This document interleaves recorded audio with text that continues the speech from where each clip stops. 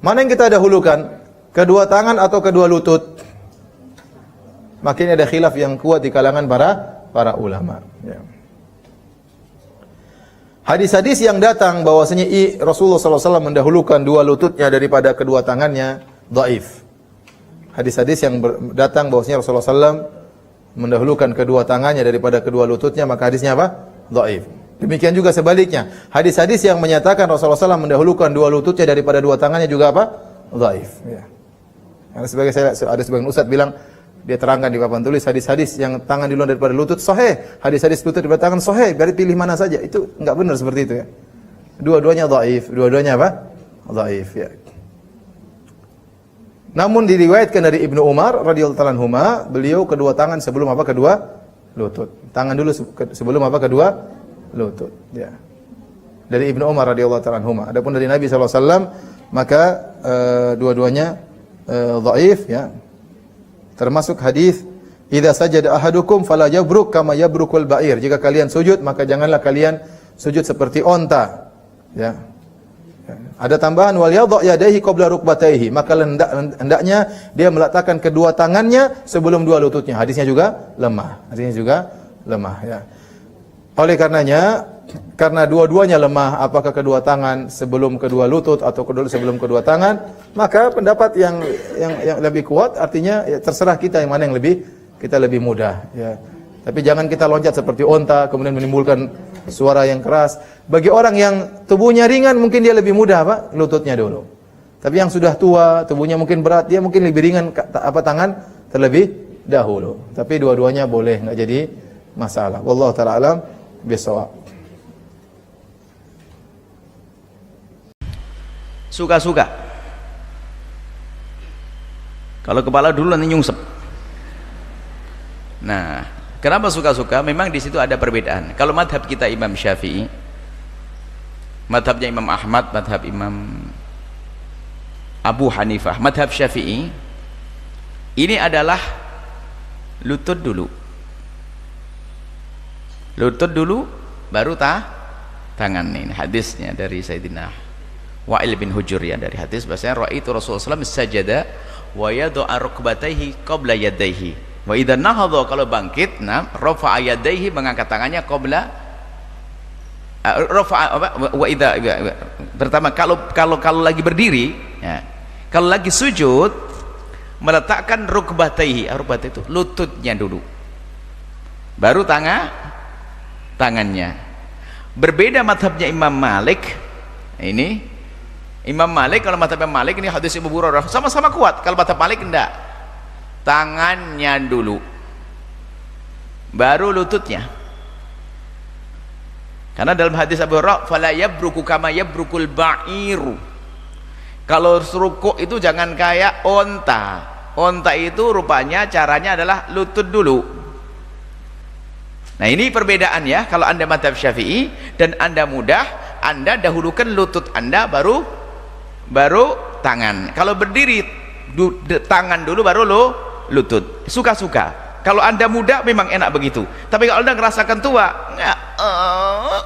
tangannya masih nempel. Rupanya ini dua-duanya kemudahan. Dan sampai menceritakan Imam Syafi'i itu wafatnya muda.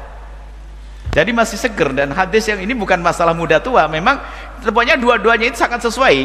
Kalau Anda sudah tua, ikut madhab Malik. Kan sambil tangannya dulu sudah lututnya sebelah terangkat. Allah. Nah itu. Kalau mau sujud takut jatuh, tangan dulu langsung dulu tangannya, baru lutut. Sebenarnya kemudahan. Jadi nggak usah ribet. Cuman kalau madhab Syafi'i apa dulu? Lutut dulu baru tangan. Berdiri ya tangan baru lutut. Kalau Imam Malik tangan dulu baru lutut. Makanya kami boleh suka-suka ya. Yang penting harus sholat, itu saja. Ini pendapat. Dan ingat, ulama-ulama hebat, jangan saling merendahkan saja. Hanya itu sebagian para ulama ngasih komentar, ya mungkin kalau sebetulnya mereka karena hujah, bukan karena tua dan muda. Tua dan muda ini akhirnya saya menerjemahkan, saya kayaknya kalau orang tua memang cocoknya begitu. Coba kalau orang tua sudah kakinya sudah mulai sakit, tangan dulu berak begitu kan. Alhamdulillah ada dua pendapat, enak semuanya. Tinggal Anda suka-suka pilih yang mana. Wallahu a'lam. Tangan dulu. Baik, apa dalilnya? Lutut duluan. Hati-hati, karena ada suami istri tidak tegur sapa, ini kisah nyata. Suaminya langsung yang bilang, suami istri tidak tegur sapa semalaman karena persoalan ini.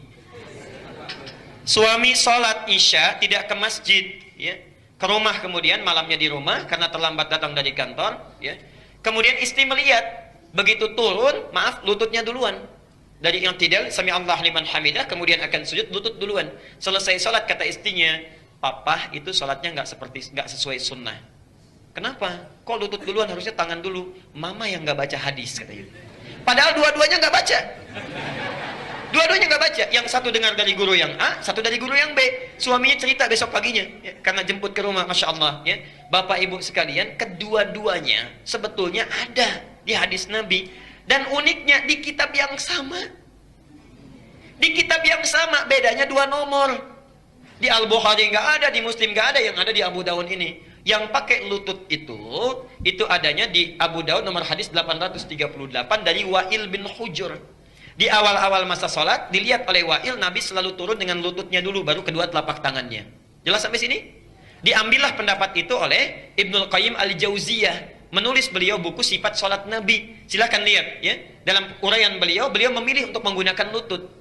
Kemudian yang menggunakan telapak tangan, itu sama di kitab yang sama, beda 2 nomor. Yang meriwayatkan Abu Hurairah, di akhir masa kehidupan Nabi, beliau selalu sholat mendahulukan kedua telapak tangannya. Maaf kalau sudah agak sepuh-sepuh itu biasanya kan persoalan, ya, di kaki, ya. Bapak ibu lebih tahu lah, ya. Turun kedua telapak tangan duluan, ya. Karena itu Abu Hurairah melihat, diriwayatkan kepada kita, dirangkum oleh Abu Daud. Muncul Syekh Muhammad Nasiruddin Al-Albani mempopulerkan riwayat ini karena khawatir orang menganggap hanya boleh pakai lutut saja.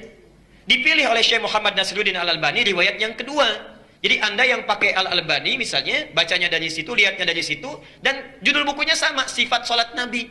Cuma memilih riwayat yang kedua tanpa menyalahkan riwayat yang pertama, karena dua-duanya dalilnya ada.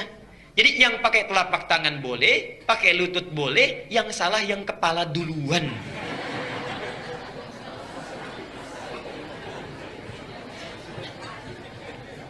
Belum apa-apa sudah rame, ya, ini yang benar, ini yang salah. Kalau dua-duanya ada hukumnya, sumbernya ada, dalilnya dari Nabi, maka itu prinsipnya kemudahan, karena nggak bisa. Coba kalau Anda misalnya pilih pakai tangan saja, kalau tangan nggak bisa mau pakai apa coba?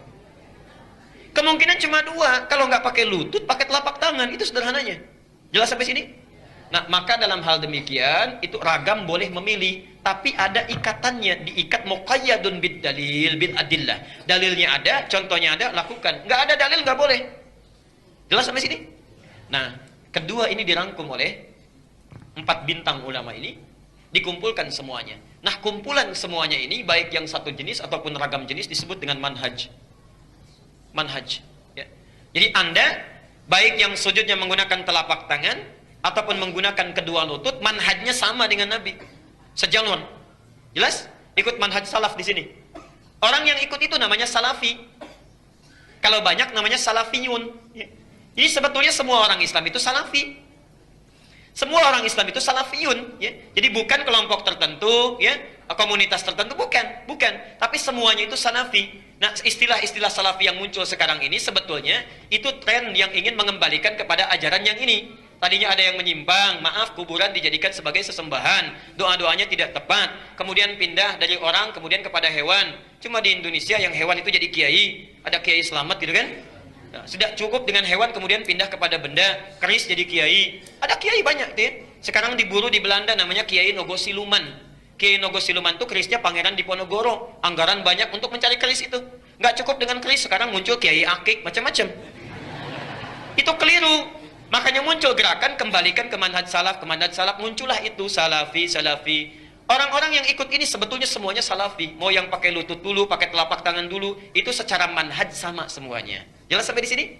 Baik. Nah, kalau kita memilih salah satu, misal saya mau pilih pakai lutut saja, karena kan nggak mungkin dua-duanya. Baik ya? Atau saya pakai telapak tangan saja. Pilihan kita itu disebut dengan madhab. Jadi semuanya disebut dengan manhaj, pilihannya disebut dengan madhab. Singkatan dari madhaba ilaihi.